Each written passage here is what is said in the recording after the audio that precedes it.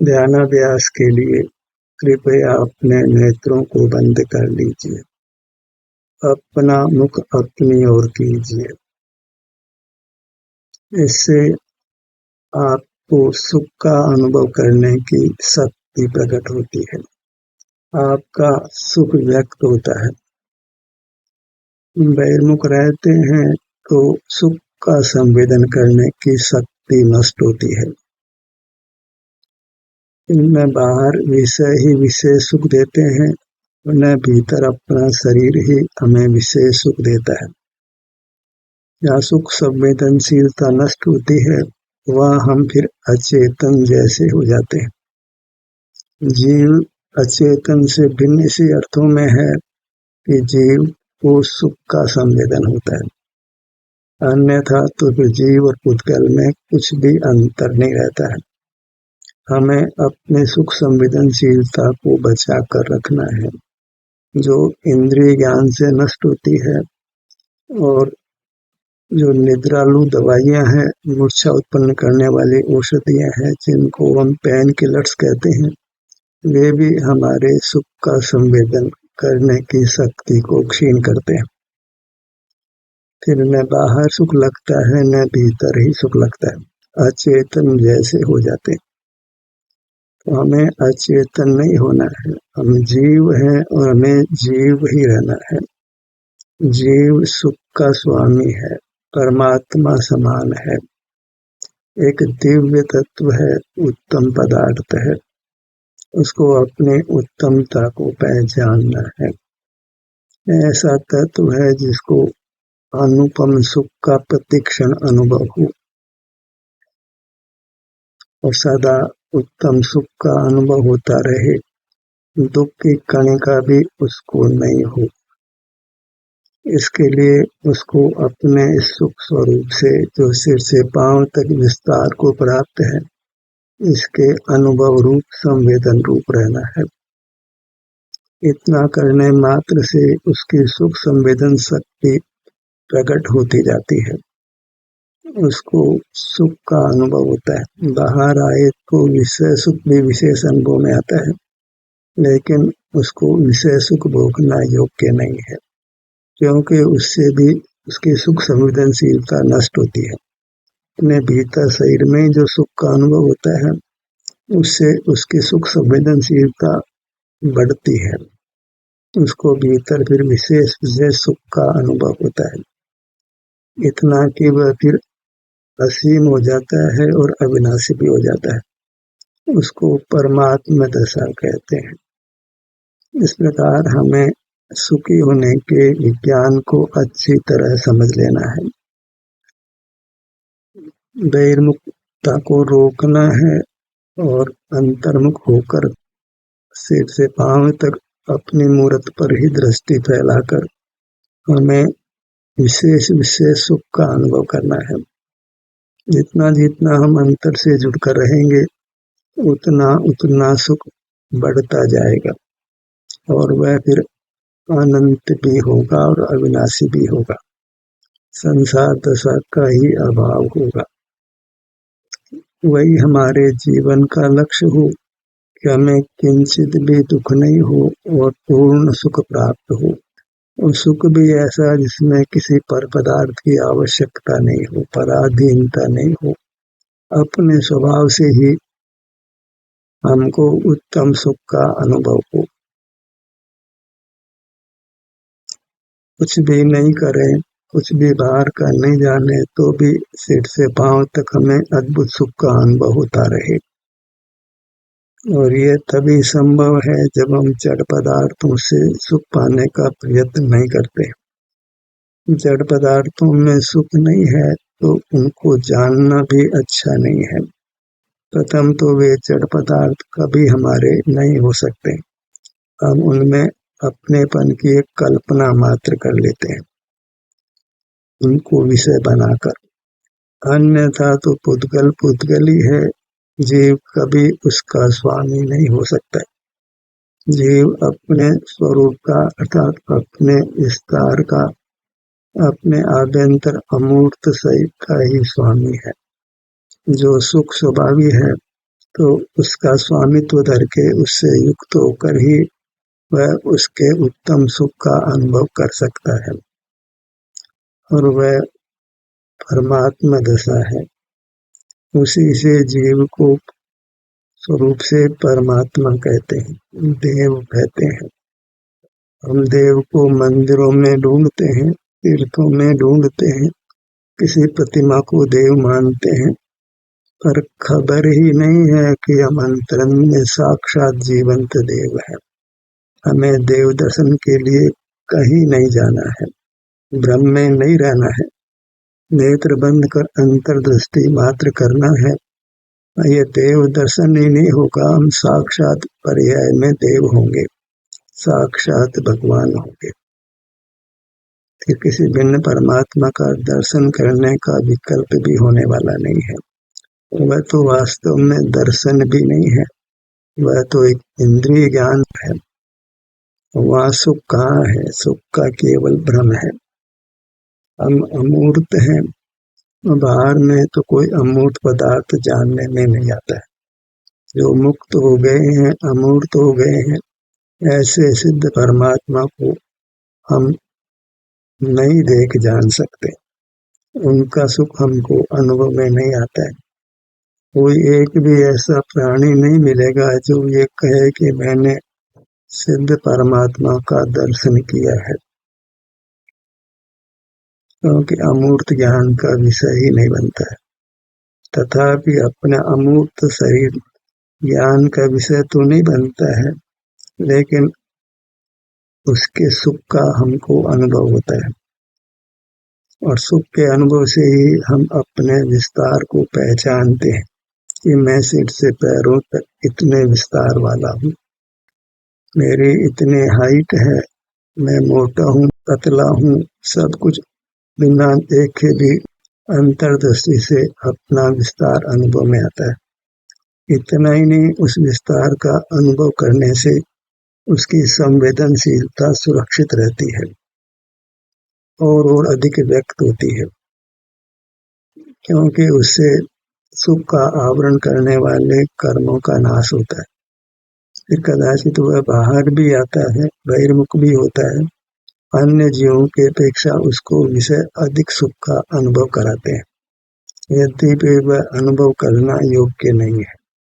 पर वह जब अपने भीतर से युक्त होता है तो उसे अन्य जीवों की अपेक्षा अधिक सुख का अनुभव होता है। जब भी ये फिर अंतर्दृष्टि करता है तो उसको अपनी मूर्त विशेष विशेष सुख रूप अनुभव में आती है, और परमात्मा के सुख का तो कोई पार ही नहीं है। हमारा सुख भी अंतर्दृष्टि करते हैं तो उसको हम वचनों से नहीं कह सकते, तो परमात्मा के पूर्ण सुख को तो कैसे कहा जा सकता है। उस सुख को हमने पा लेना है, उसमें किसी की सहायता की आवश्यकता नहीं है, किसी के पास जानना नहीं है, कोई शास्त्र ज्ञान भी नहीं करना है, कोई देव दर्शन पूजन भी नहीं करना है।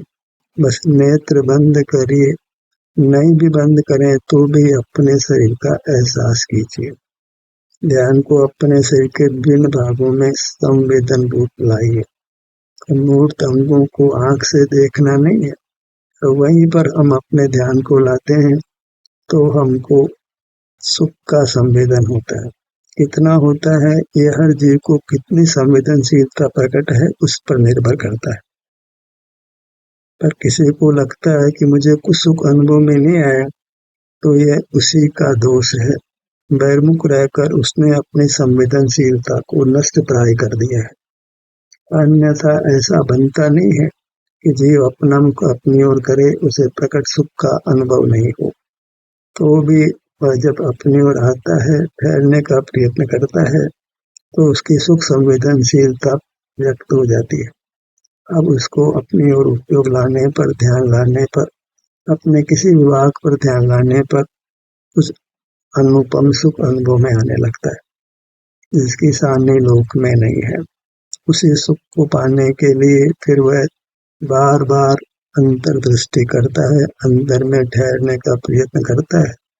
उपयोग कदाचित बाहर आ जाता है, क्योंकि अनादि से बहिर्मुखता का संस्कार है, बाहर में उसने इन्हीं कामों का भार भी अपने पर ले रखा है, तो वह बहिर्मुख होता है।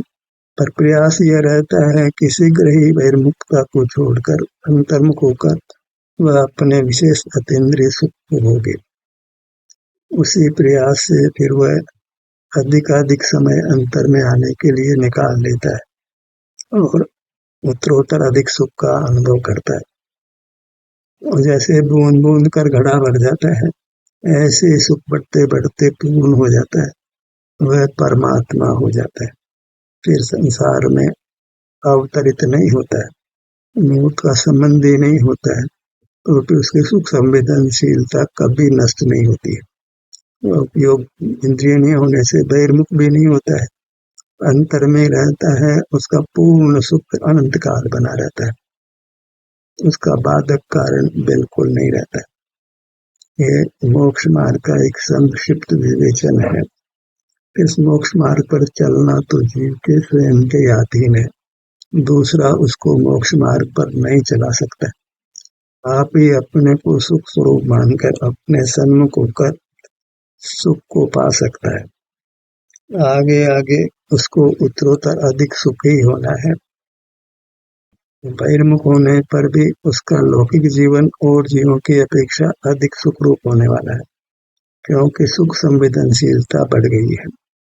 उसकी अपनी मूर्त में स्वयं ही सुख उत्पन्न होता है। भीतर विशेष शारीरिक सुख और बाहर विशेष इंद्रिय सुख होता है। बस उसको इतना विवेक भी जागृत हो जाता है कि इंद्रिय सुख वास्तविक सुख नहीं है, वह सुख का बाधक ही है। इस प्रकार वह इस बाहर में विषय सुख होने पर भी उस विषय सुख के विरक्त ही रहता है, उसको पाने के लिए प्रयत्नशील नहीं होता है। अपने ध्यान को अपने मुखमंडल पर लाइए।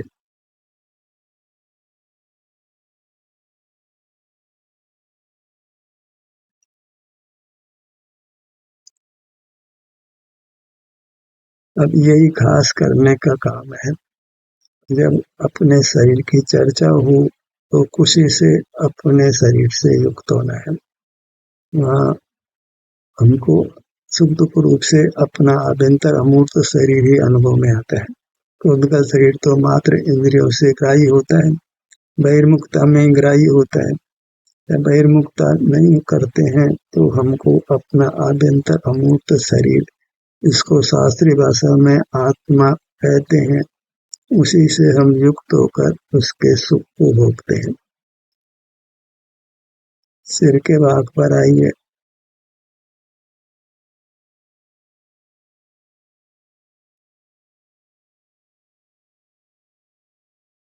जब भी समय मिले हमको शरीर के किसी भाग पर आ जाना है और इस प्रकार सहजता से परमात्मा पद हम पा लेंगे। ललाट का भाग, लक्ष्य एक ही हो कि हमें पूर्ण सुख प्राप्त हो और दुख का लेश भी नहीं हो। दुख नहीं और सुख भी कम नहीं हो, पूर्ण सुख, अनुपम सुख, असीम सुख, कल्पनातीत सुख होता है जब सुख का बाधक कारण मिट जाता है, अपने सुख संवेदनशीलता पूर्ण व्यक्त हो जाती है। वह सब अपने से युक्त होकर ही होती है। दोनों भवों का मध्य भाग,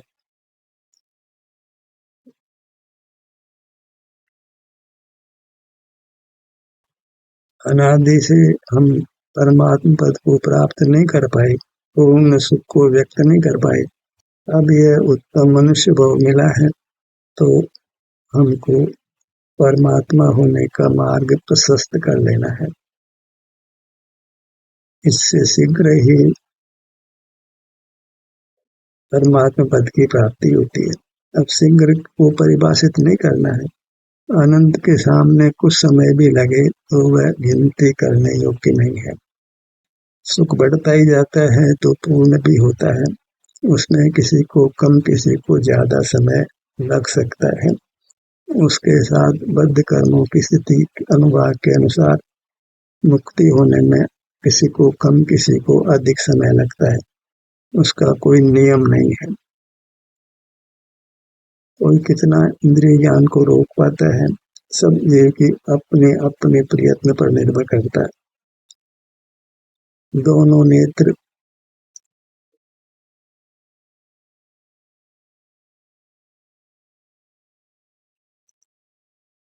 बायां नेत्र, दायां नेत्र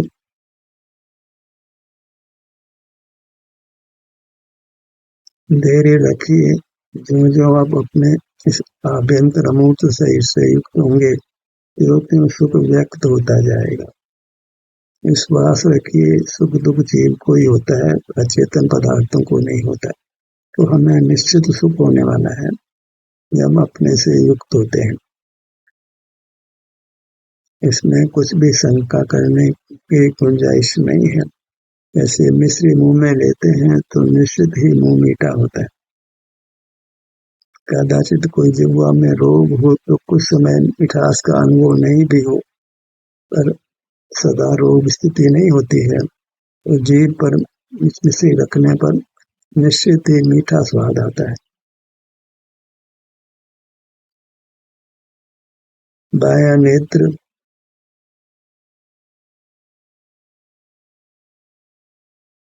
दायां नेत्र। हम भी मूर्त शरीर के समान, हम भी अमूर्त शरीराकार हैं। तो जो उद्गत शरीर के अंगों के नाम हैं, वे ही हमारे अमूर्त अंगों के नाम हैं। लोक में भी ऐसा ही व्यवहार होता है। जो अनंत भगवान का शरीर है पौद्गलिक, उसको भी हम भगवान कहते हैं। जो सिद्धालय में असल भगवान है, उनको भी भगवान माना जाता है। पर वास्तविक भगवान तो सिद्धालय में ही है, किसी मूर्त शरीर में नहीं है। मूर्त शरीर तो अचेतन ही है, उसमें कुछ प्रभुता नहीं है। प्रभुता जीव के अमूर्त शरीर में ही है। दोनों कान,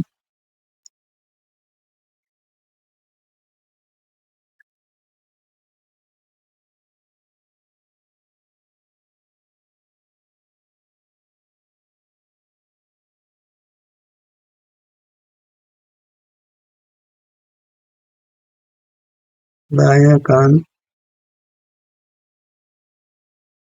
दायां कान, दोनों कान। हमने ये निर्धार किया है कि हम मनुष्याकार हैं। हमारे अंगोपांग जो अमूर्त हैं, वे मूर्त अंगों के समान ही हैं, उनके नाम भी वही हैं।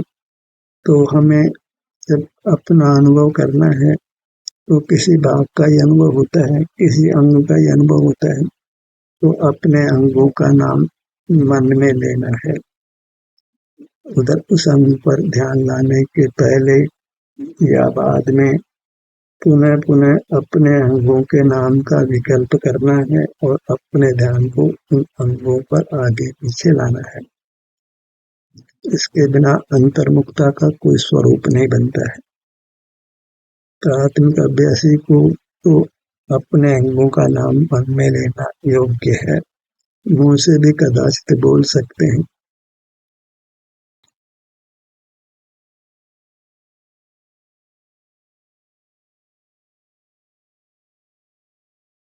नासिका, लोक में शरीर ही भगवान है ऐसी प्रसिद्धि नहीं है। यद्यपि मंदिर में जो शरीर विराजमान है उसको हम भगवान मानते हैं, अपने शरीर को हम भगवान नहीं मानते हैं। जो न्याय भगवान के शरीर के साथ किया गया है, वही न्याय हमको अपने शरीर के प्रति करना है।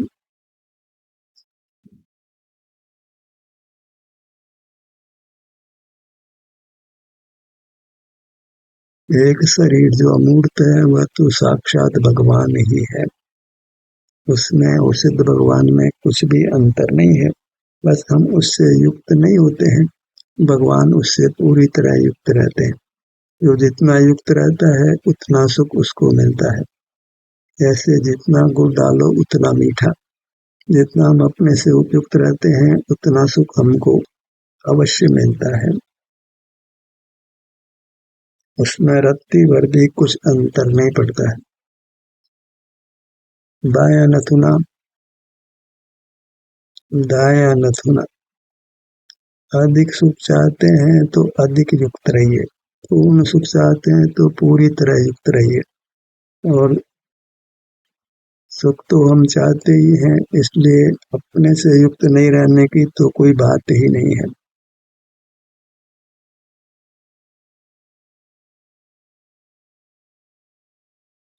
दोनों हो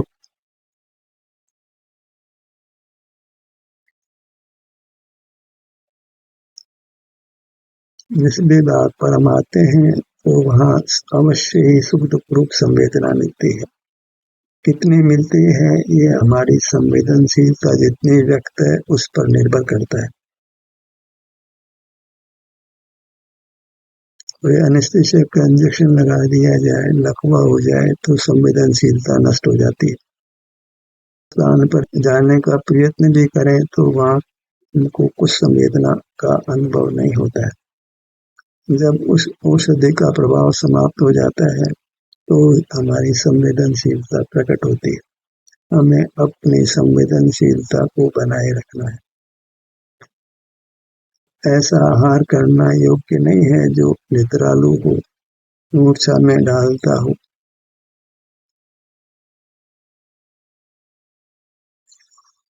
मुख के भीतर जिह्वा,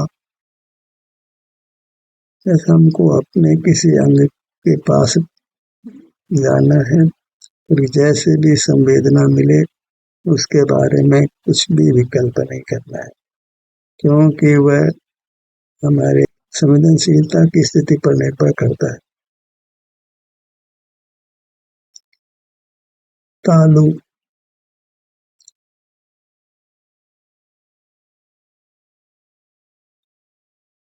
कंठ,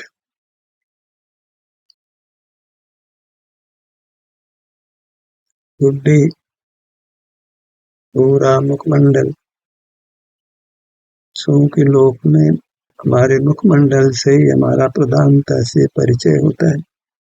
इसलिए हम प्रथम ही अपने ध्यान को प्रधानता से अपने मुखमंडल पर लाते हैं, क्योंकि इसी भाग से हम अधिक बहिर्मुख होते हैं। तो उस बहिर्मुखता को रोकने के लिए इन 5 इंद्रियों के स्थान पर हमको बहुलता से आकर ठहरना है, ताकि इंद्रिय ज्ञान का सुगमता से निरोध हो सके। गर्दन का भाग,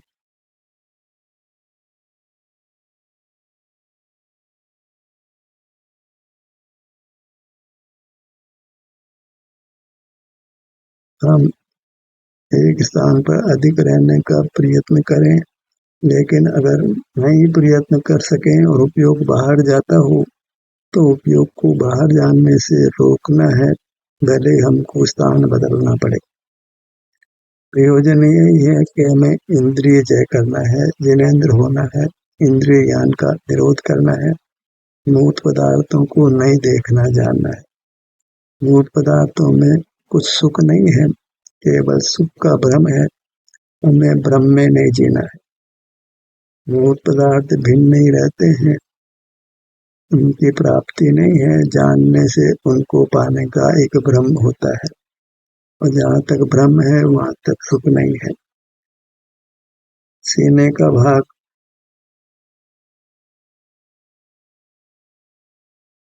हृदय स्थान, पेट, पीठ, दायां कंधा, दायां कंधा, बायां पैर, दायां पैर, बाईं भुजा, दाईं भुजा। हमको अपनी पूरी मूरत हर भाग अनुभूत है, इसलिए अनुभव करने में कोई कठिनाई नहीं है। ऐसा नहीं है किसी अपरिचित वस्तु का ध्यान कराया जा रहा हो, हमें अपनी पूरी मूरत उसके विभिन्न भाग अनुभूत हैं। हम वहाँ अपने ध्यान को लाकर उस भाग के सुख दुख की अवस्था का अनुभव कर सकते हैं। उसी से हमारे सुख संवेदनशीलता का विकास होता है और पूर्णता प्रकट होती है और हम साक्षात परमात्मा हो जाते हैं। वह परमात्मा सा फिर अनंत काल बनी रहती है। ध्यान का सत्र यही समाप्त होता है। आपकी सहभागिता के लिए धन्यवाद।